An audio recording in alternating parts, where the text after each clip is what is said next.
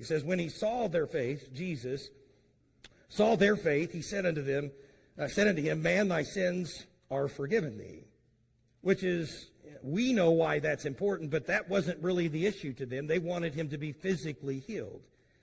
And so when Jesus sees him, of course, being the Son of God, he knows everything about him. But when he sees the man, it doesn't matter what the man may have or may not have done. He realized first and foremost that this man needed to be healed spiritually. He needed to be forgiven of his sins, because that is this man's greatest need, which, by the way, that is the greatest need of all mankind still today. And I know it's easy in the climate that we live in, where we have become so polarized on so many different issues.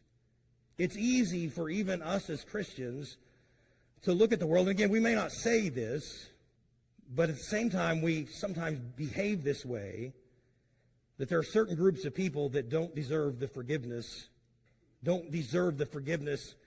that we deserve.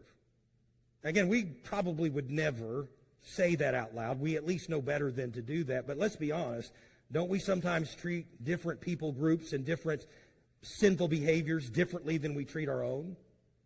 I'm just saying this: God is willing to unconditionally forgive every single human being.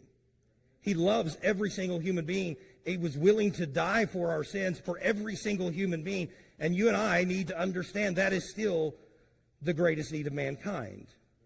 You and I should be willing to take this undeserved forgiveness to the world, because we were forgiven, and I don't know anybody that deserved that. I know I did not deserve to be forgiven of my sins, and I know some of you, neither were you deserving of that. And so the world needs to have that same opportunity. And he also, of course, the physical healing, that certainly was strange. He said, arise and walk. Now, you guys know how this goes. We can't promise people that if they give their life to Christ that all their physical infirmities are going to suddenly disappear. But we do know this: God will heal whoever comes to him spiritually.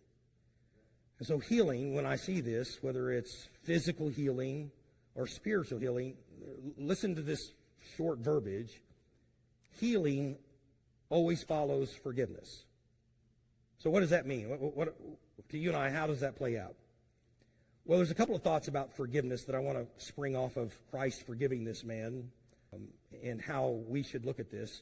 It's really just two thoughts, because when we're willing to either accept forgiveness or extend forgiveness, it's amazing how that heals us spiritually.